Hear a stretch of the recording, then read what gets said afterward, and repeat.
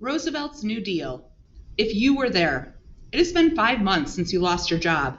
One of your friends has found work in a new government program that is hiring young people to work in national parks and forests. The pay is low, and you would have to leave home, but you would have enough food, a place to live, and a little money to send back to your family every month. Would you take a job with the Civilian Conservation Corps? Why or why not? Building background. When he ran for president in 1932, Franklin D. Roosevelt promised to provide relief to people suffering from the Depression. Even before he took office, Roosevelt began making plans with his Brain Trust, a group of expert advisors. People endured the harsh winter of 1932 to 1933, looking forward to Roosevelt's inauguration. The 100 Days. Immediately after taking the oath of office in March 1933, President Franklin Roosevelt spoke to the nation. In his first inaugural address, Roosevelt told nervous Americans that economic recovery was possible. The only thing we have to fear is fear itself, he said. Nameless, unreasoning, unjustified terror. It was only fear of the future, he argued, that could keep America from moving forward. Roosevelt spoke openly of the severe problems facing the American people: unemployment, failing banks, and products with no markets. He promised that the government would help.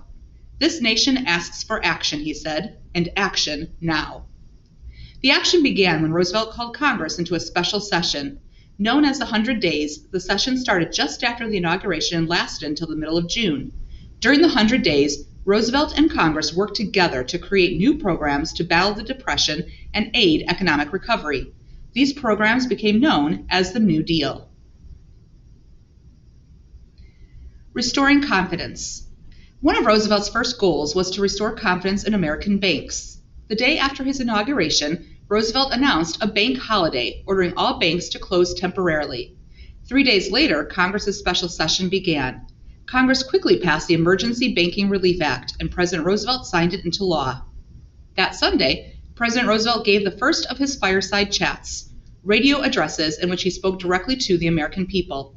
In this first fireside chat, he explained the new bank relief law. The government would inspect the finances of every bank and allow only healthy banks to reopen.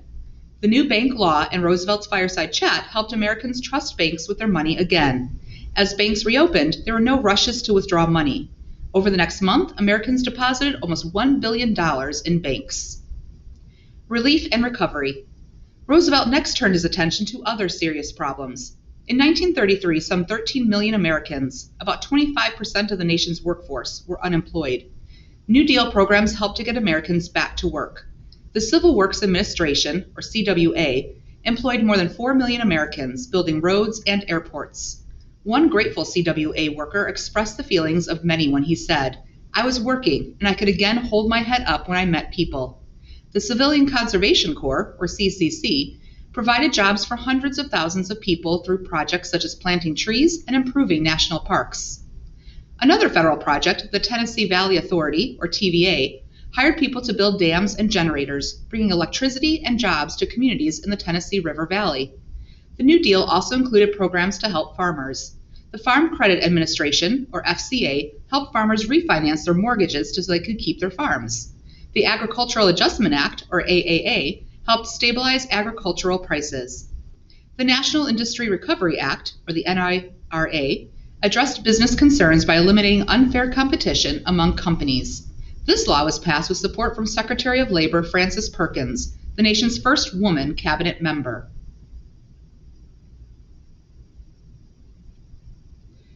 Here we have our primary source for our radio broadcast of Fireside Chats. An American family sits around the radio listening to President Roosevelt answer his critics in his first Fireside Chat.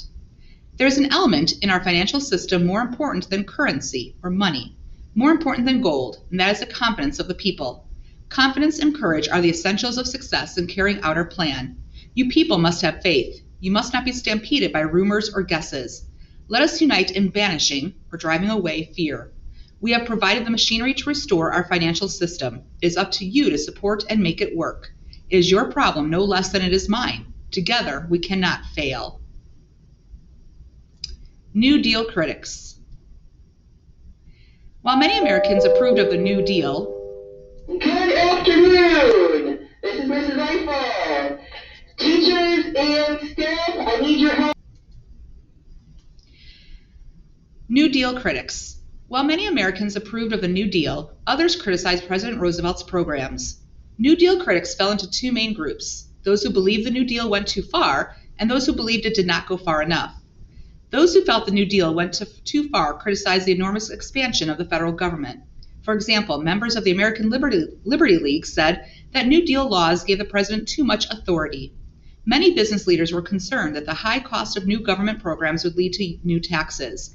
As one writer explained, it's simple arithmetic to figure that taxpayers must pay the bills for current billions of emergency expenditures.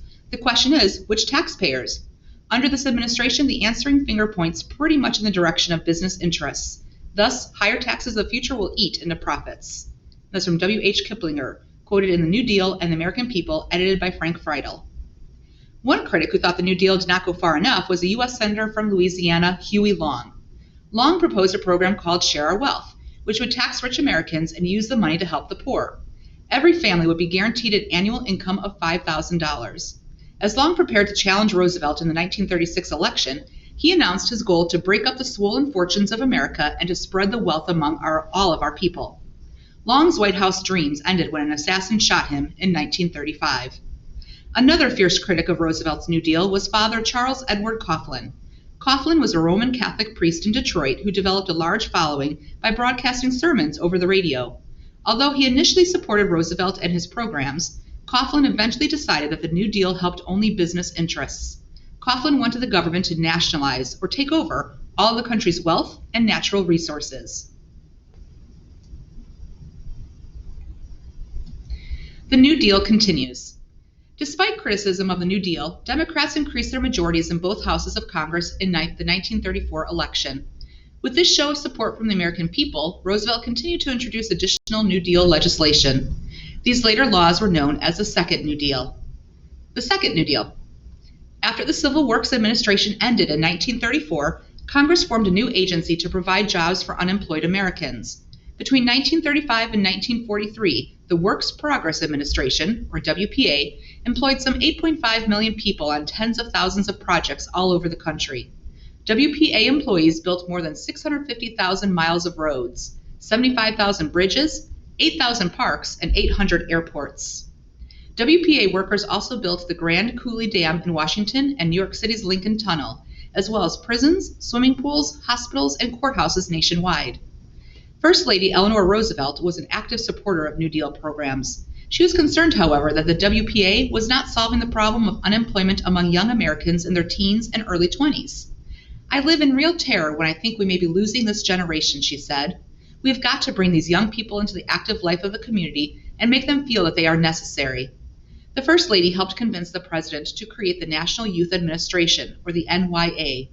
The NYA gave part-time jobs to many students. These jobs allowed young workers to stay in school and help their families. One NYA worker said, "I tell you, the first time I walked through the front door with my paycheck, I was somebody." President Roosevelt also wanted to help those who were unable to maintain themselves independently, through no fault of their own. The Social Security Act, passed in 1935, provided some financial security for the elderly, the disabled, children, and the unemployed. To help pay for these programs, the law placed a new tax on workers and employers. The passage of the Social Security Act marked the first time the federal government took direct responsibility for many citizens' economic well-being.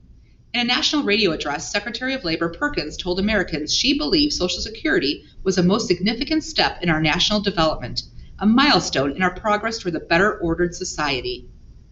And here we just have a listing of all the different New Deal programs and their purposes, all of which we have read through in this chapter. New Deal labor programs. The National Industrial Recovery Act of 1933 helped regulate business by requiring minimum wage and allowing collective bargaining.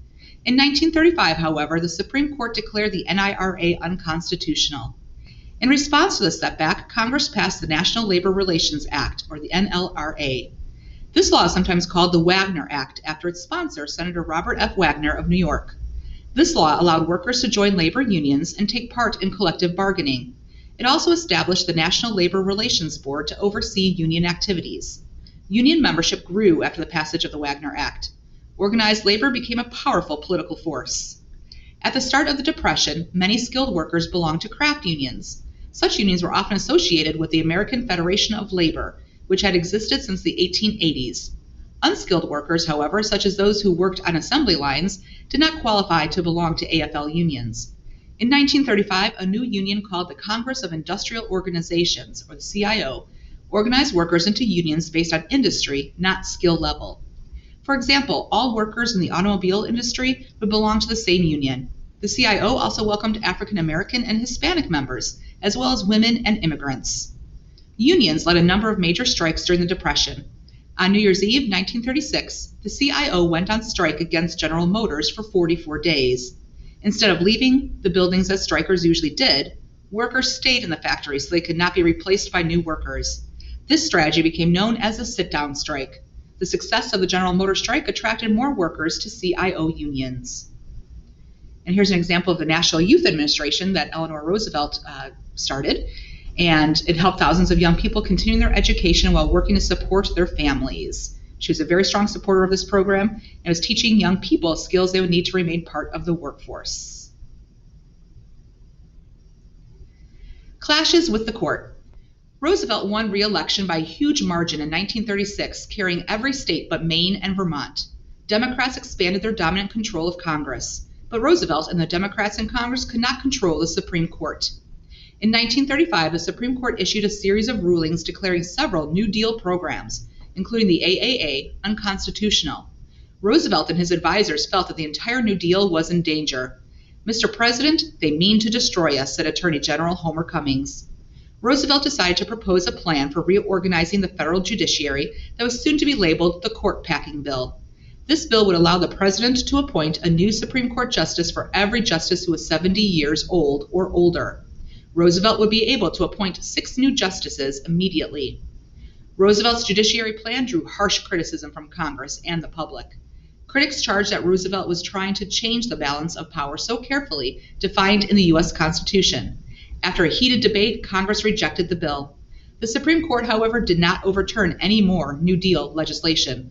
Roosevelt eventually had the opportunity to nominate 9 new Supreme Court justices to replace those who had retired or died.